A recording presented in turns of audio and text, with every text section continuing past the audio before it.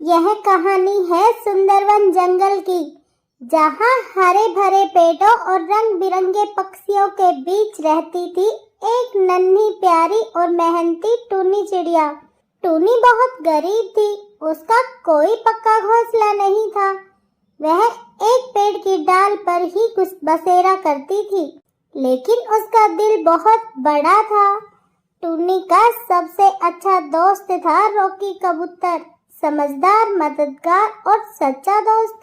एक दिन रॉकी कबूतर उड़ता हुआ टूनी के पास आया। टूनी बहन, मैं तुम्हें हर जगह ढूंढ रहा था और तुम यहाँ बैठी हो। आज नया साल है, हैप्पी न्यू ईयर।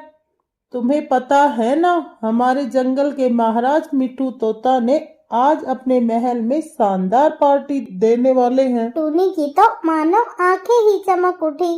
सच रॉकी भैया, मुझे भी पार्टी में जाना है। लेकिन रॉकी थोड़ी उदासी से बोला।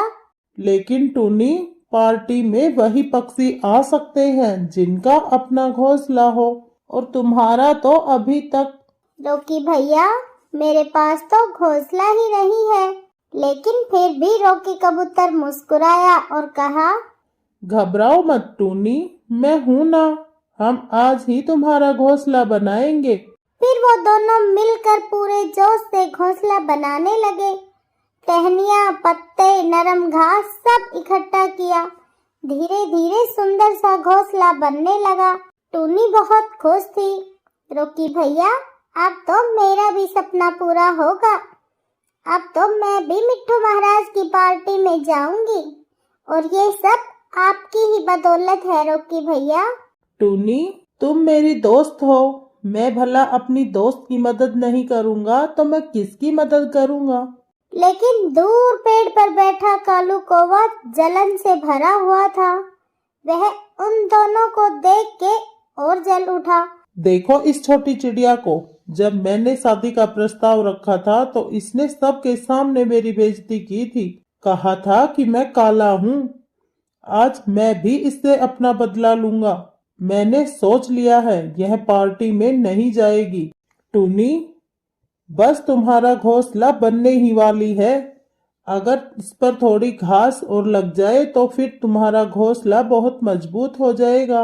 लेकिन रॉकी भैया, हमें जल्दी से जाना होगा और घास लानी होगी, ताकि शाम को मैं भी मिट्ठू महाराज की पार्टी में जा सकूं। हाँ चलो टूनी, जल्दी से चलते हैं और घास ले आते हैं। टूनी और रॉकी कबूतर घास लेने चले जाते हैं। जैसे ही टूनी और रॉकी कबूतर घास लेने गए, कालू चुपके से आया और घोंसला तोड़कर फेंक दिया। अब मैं भी देखता हूँ यह मासूम चिड़िया कैसे जाएगी मिट्ठू महाराज की पार्टी में। इसने कालू कौवे को रिजेक्ट किया है, इसका भुगतान तो इसको करना ही था। अब सब पक्षी एंजॉय करेंगे मिट्ठू महाराज की पार्टी में, लेकिन ये चिड़िया नहीं जाएगी। टूनी और रॉकी कबूतर जब लौटे तो टूटा हुआ घोंसला देखकर टूनी चिड़िया रो पड़ी।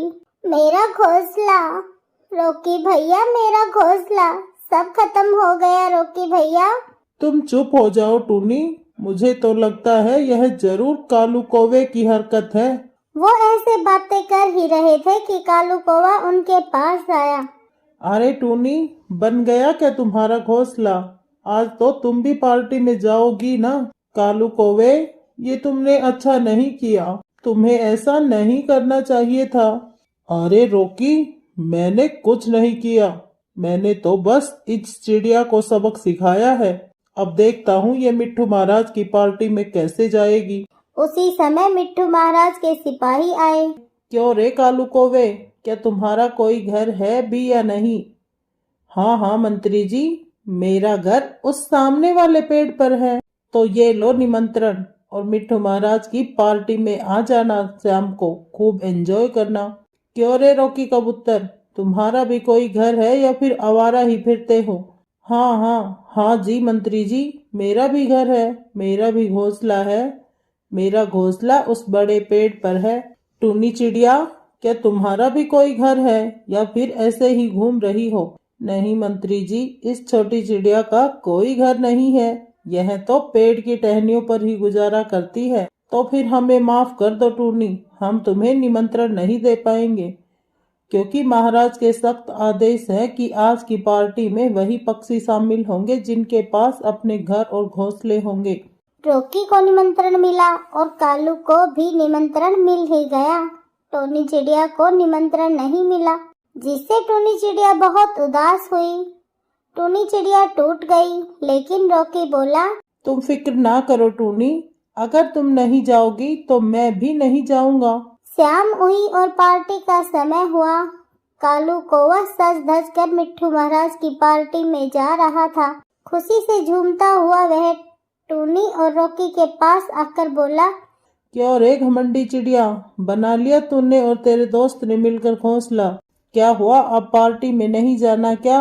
अरे सॉरी, मैं तो भूल ही गया था कि तुम्हारा तो कोई घोंसला ही नहीं है, तो तुम पार्टी में कैसे जा सकती हो? जंगल के सभी पक्षी मिट्ठू महाराज की पार्टी में जा रहे थे। टूनी और रॉकी उदास एक डाल पर बैठे हुए थे। रॉकी भैया, आप क्यों मेरी वजह से अपनी खुशी गंवा रहे हो? मैं अपना मन लगा लूंगी, आप जाइए और पार्टी एंजॉय करिए। नहीं टूनी, मैं दोस्त हूँ तुम्हारा, भला तुम्हें उदास छोड़कर मैं कैसे पार्टी में जा सकता हूँ? मैं भी तुम्हारे साथ यही रहूंगा। वो दोनों ऐसे ही एक डाल पर उदास बैठे हुए थे। तभी मिट्ठू महाराज खुद उन दोनों के पास आए। महाराज, आप यहाँ? आपको तो महल में होना चाहिए, आपके तो न्यू ईयर की पार्टी है। टूनी चिड़िया, मुझे सब पता चल गया कि कैसे कालू कौवे ने तुम्हारा घर उजाड़ा है, और आज मैं यह नियम बदलता हूँ। आज के बाद हमारे जंगल के पक्षियों के घोंसले से नहीं, दिल से पहचान होगी। और टूनी, आज की पार्टी के बाद मैं तुम्हारा इस जंगल में सबसे सुंदर घोंसला बनवा दूंगा। नए साल की पार्टी वही जंगल में ही शुरू हुई। नाच गाना, फल मिठाइयाँ, सबने खूब मजा किया और कालू कौवा, उसे अपनी गलती का पछतावा हुआ और उसे मिट्ठू महाराज ने इस जंगल से निकाल दिया।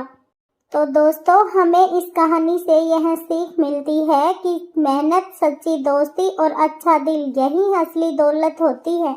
अगर आप सबको हमारी कहानी अच्छी लगी तो वीडियो को लाइक करें, शेयर करें और कमेंट्स करें।